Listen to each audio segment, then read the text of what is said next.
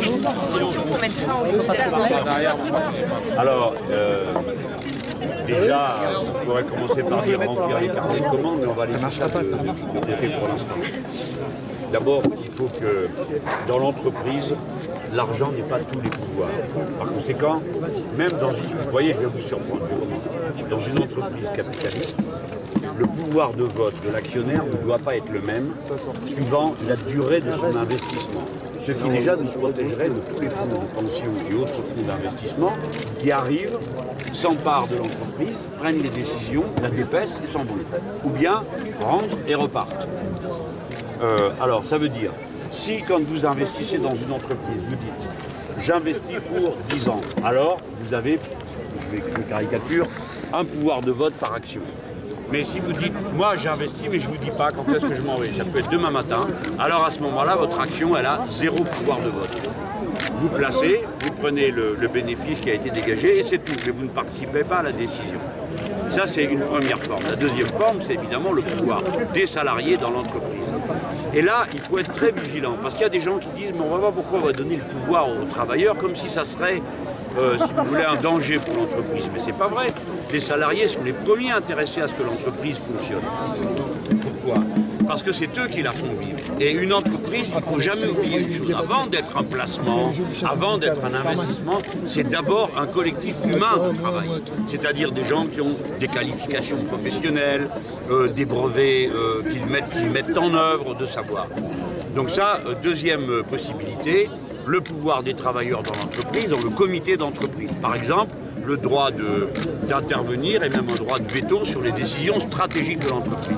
Après, troisième élément, si le patron ou le capitaliste s'en va, après tout, il fait ce qu'il veut. Il s'en va, au revoir. Mais au moment où il s'en va, il faut que les travailleurs aient le droit de préempter l'entreprise. C'est-à-dire, s'ils veulent faire une coopérative, diriger eux-mêmes, il faut qu'ils puissent le faire. C'est pourquoi moi je dis à Benoît Hamon et à Arnaud Montebourg, mais dépêchez-vous, qu'en fait, ça fait un an que vous êtes là.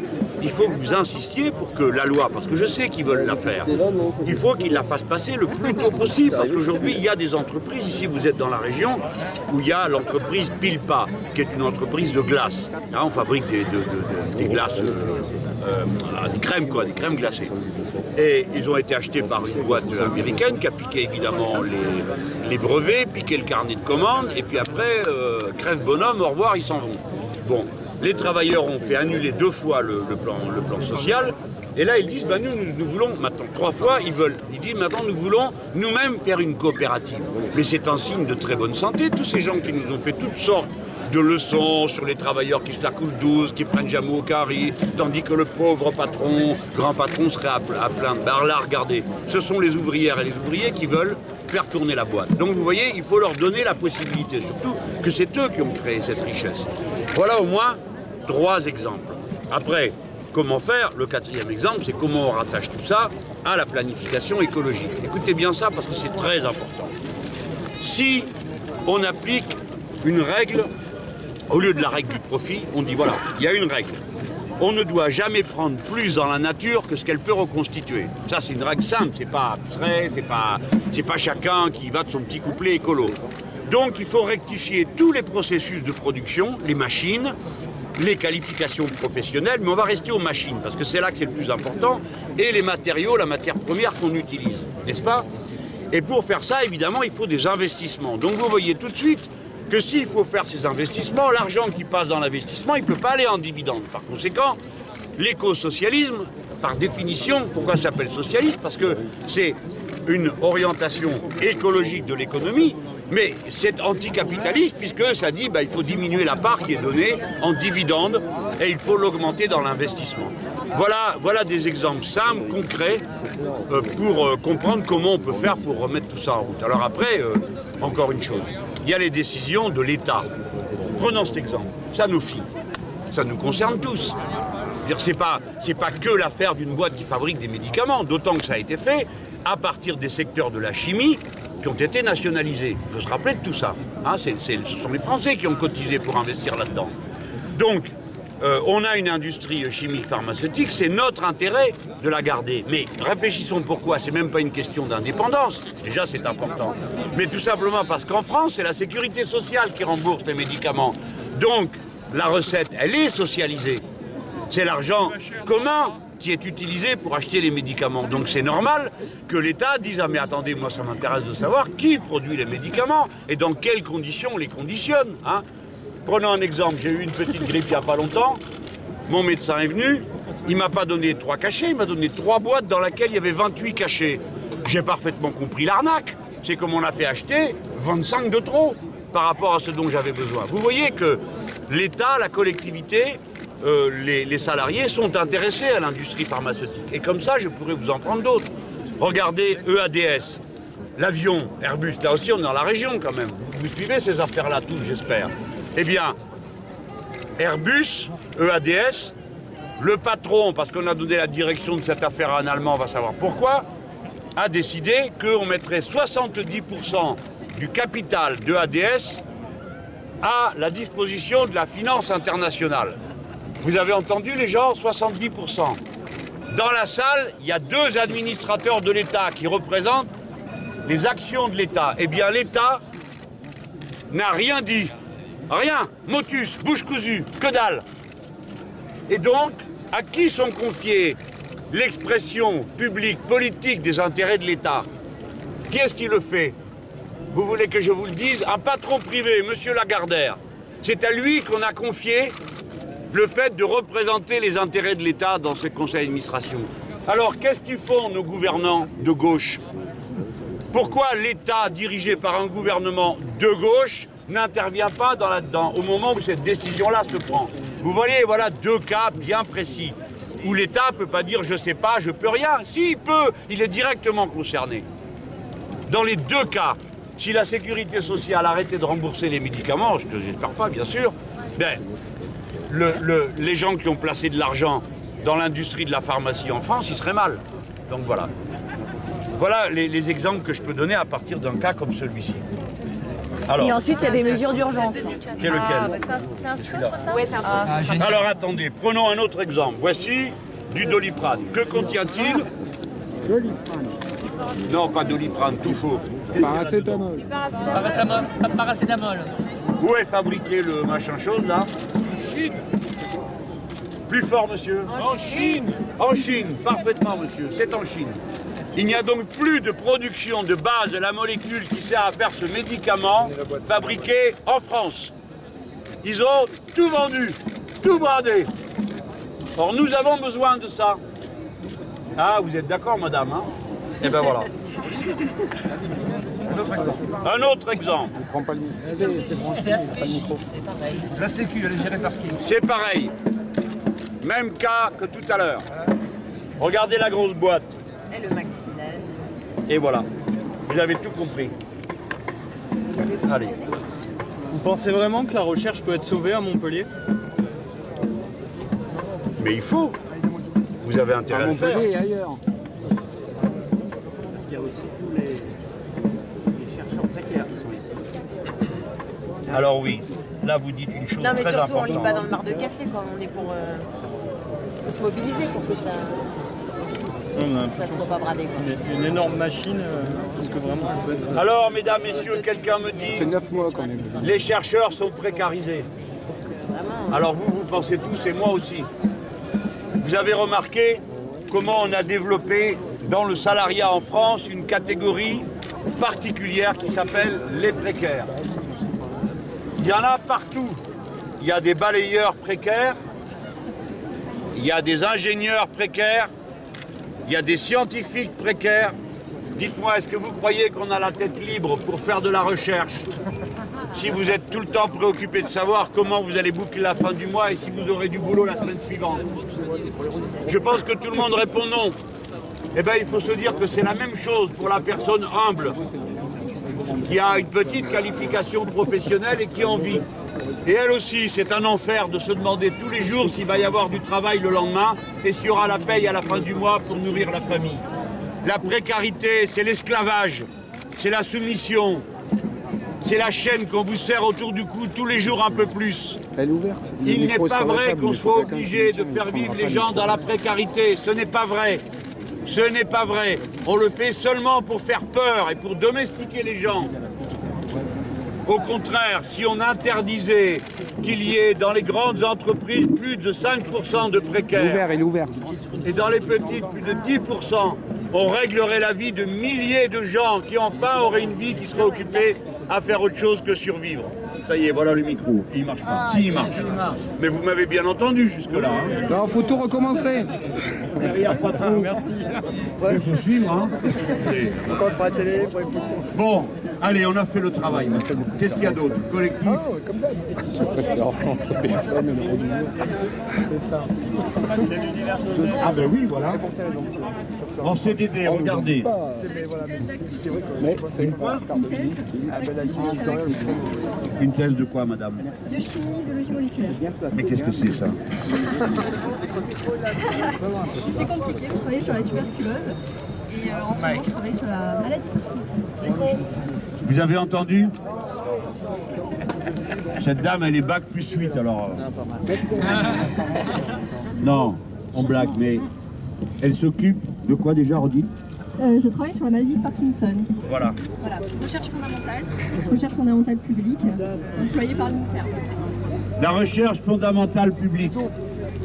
C'est-à-dire que quand ils cherchent, ils ne savent pas ce qu'ils cherchent et ils ne trouvent pas forcément. Et vous avez des crétins qui sont là et qui leur disent « Ah, mais on ne vous demande pas de chercher, on vous demande de trouver ».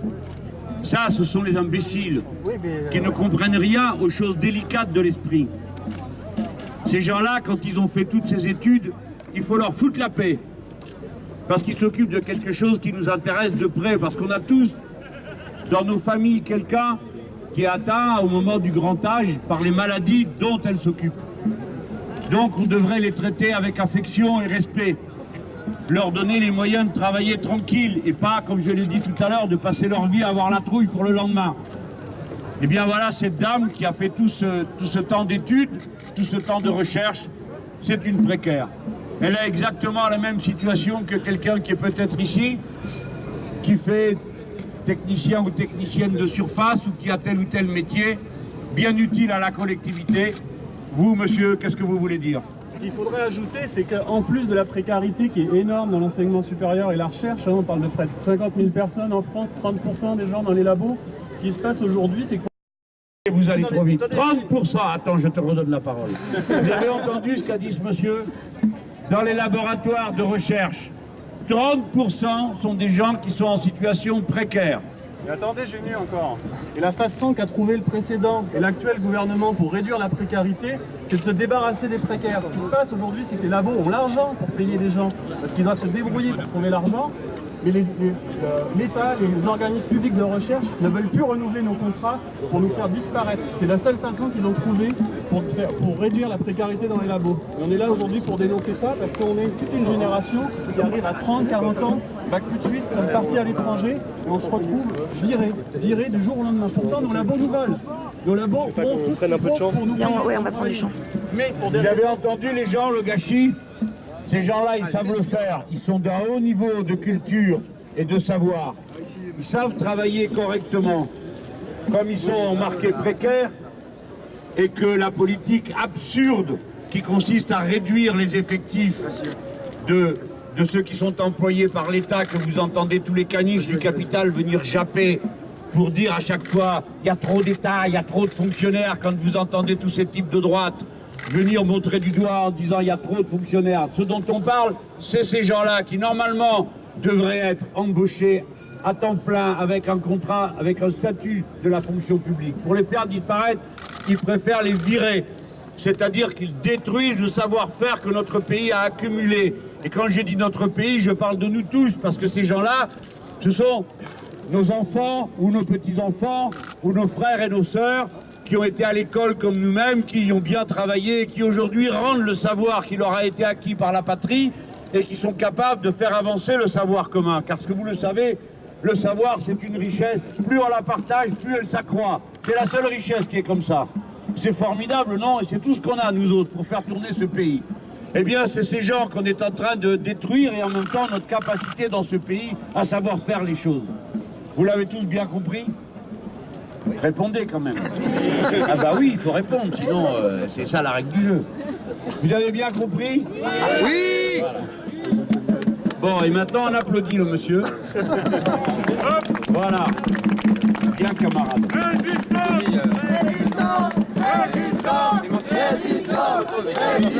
Ça va? Merci, ma grande. Une grosse bise. Regardez, ça, c'est les œillets de mon parti. C'est la fleur du parti. Allez, on va les distribuer. Non, mais Tiens, qu'est-ce qui prend le micro? Vince, si tu dois le faire, fais-le aussi. Pas de problème. Allez-y, monsieur. C'est sur mon patrimoine. Parce que Madame Le Pen, elle a dit qu'il y avait un problème. Micro. Alors moi, mon papa m'a pas fait hériter d'un parti et d'un château. Tiens, prends-en un. Mais si, prends-en un. Allez-y, monsieur. Il y a une chose qui m'intéresse au plus haut point. Allez-y. C'est le débat actuel au sein du Front de gauche Oui. sur la nécessité de dépasser l'idée de parti et de faire en sorte que des citoyens puissent adhérer au Front de gauche sans pour autant être encartés dans un parti. Ah oui. Où en est-on de cette idée? Je sais pas vous le dire. Non, l'idée, elle est importante. L'idée que vous exprimez, c'est qu'on n'a pas obligatoirement une carte d'un parti pour agir utilement. Mais il faut aussi quand même qu'il y ait des gens, il y a des partis et c'est utile. Ah oui, mais pas sur mon cuir. Hein. Non mais, Pas tomber notre paillasse. Hein. et qu'est-ce que vous faites tout le monde le temps quelque chose? Ça me brouille pour lui répondre à ce monsieur. Donc, tout le monde peut militer sans avoir besoin d'une carte au Front de gauche. En particulier, vous pouvez constituer des assemblées citoyennes. Et avec ces assemblées citoyennes, il faut vous mêler de tout. En particulier, par exemple, de préparer la marche pour le 5 mai prochain. Donc le monsieur me demande où est-ce qu'on en est de l'idée de pouvoir militer sans être membre d'un parti qui est membre du Front de gauche. Je lui dis, tout le monde peut militer avec ou sans carte. Vous pensez bien qu'on ne s'en va pas demander aux gens. Mais nous sommes fiers d'avoir la note de carte. Hein. J'espère qu'on ne dérange personne, mais bon, on a le droit. Ça pose le problème du poids électoral. Une personne qui n'est pas encartée, mais qui voudrait... Non, mais ça, c'est des combines politiciennes, le poids électoral, tout ça, c'est pas le sujet. Nous, on prépare la révolution citoyenne, donc il faut militer. C'est pas commencer à tripoter l'émotion de je sais pas quoi, les virgules et les points. Il faut militer. Donc constituez une assemblée citoyenne dans votre village, dans votre usine, et en avant, et n'attendez les consignes de personne. Vous savez ce que vous avez à faire. Hein? Voilà, allez. Parce que là, c'est quand même pas l'endroit idéal pour discuter de l'organisation du Front de gauche. Tout le monde a tout compris? Bon. D'accord. Alors on m'a offert des très beaux œillets, je tiens à le montrer. Tu as mis les tiens? Ah ouais. Les éprouvettes, elle peut pas tenir une éprouvette. Ouais, c'est bon. Vas-y, tiens. Ah non, je fais pas d'autographe. Les photos, oui, mais pas les autres. Les autographes, après, c'est... Jean-Luc, par ici. Jean-Luc.